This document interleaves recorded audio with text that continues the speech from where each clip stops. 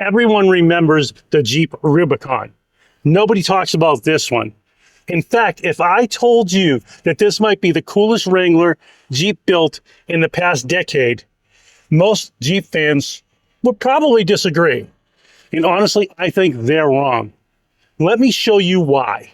When people shop for a Wrangler, they usually want the toughest one, the Rubicon 392, the Willys with the big tires, with the lockers, with the winches. This isn't any of those. This is the 2017 Chief Edition. It was never supposed to be the hardest core Wrangler. It was built to celebrate something far more important: Jeep's history. In the 70s, the Cherokee Chief became one of Jeep's icons. Bright colors, bold graphics that stood out, personality that said, "Yes, I am here." Instead of chasing horsepower, Jeep decided to bring back that spirit. The result was this: Chief Blue, retro decals, white roof, and of course, the classic wheels. It doesn't scream for attention, it earns it. Of course, you have all of your cool little features.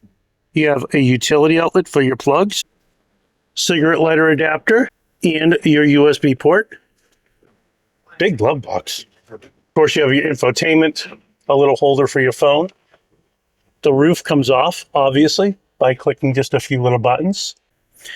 Has your cup holders, your gear selector for low, high, and rear wheel, and of course your transmission.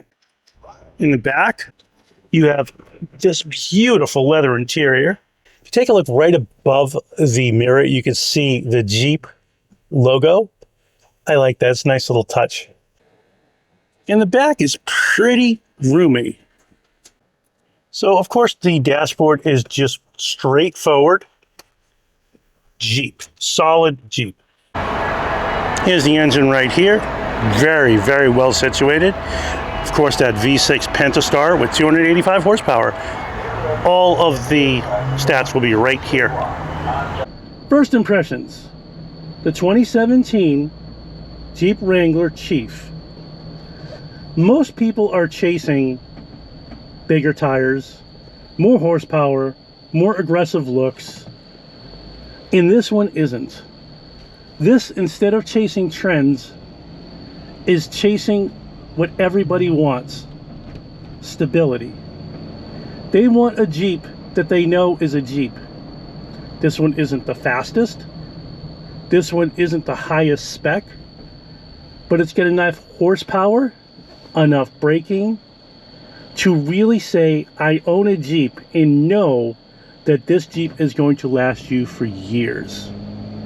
This is the understated little brother of all the bigger Jeeps, with the 392s, with the Hemi, all of these massive engines that they keep putting in these things.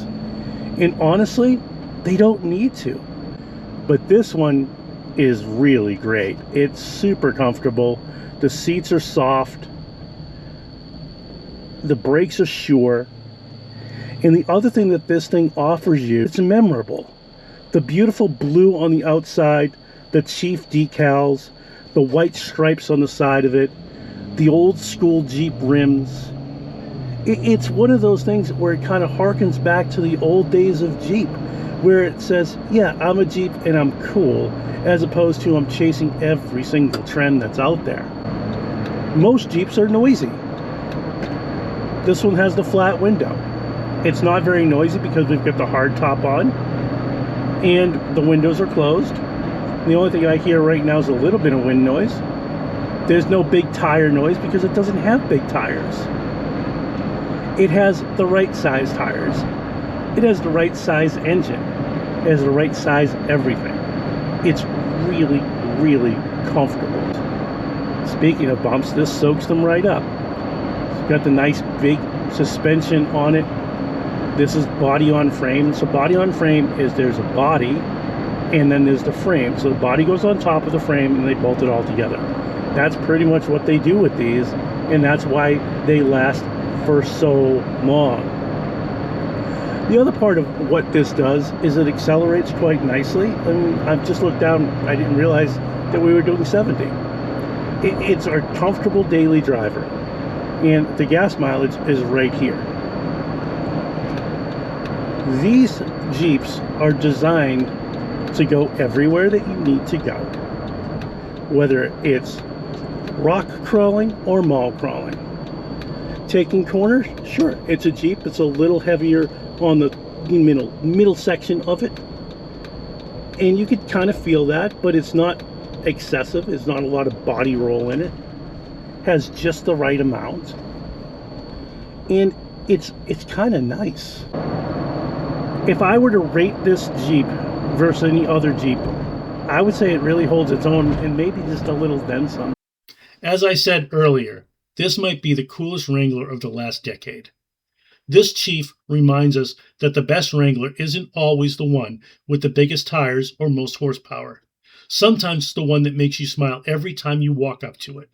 That's why I think this is the coolest Wrangler Jeep built in the last decade.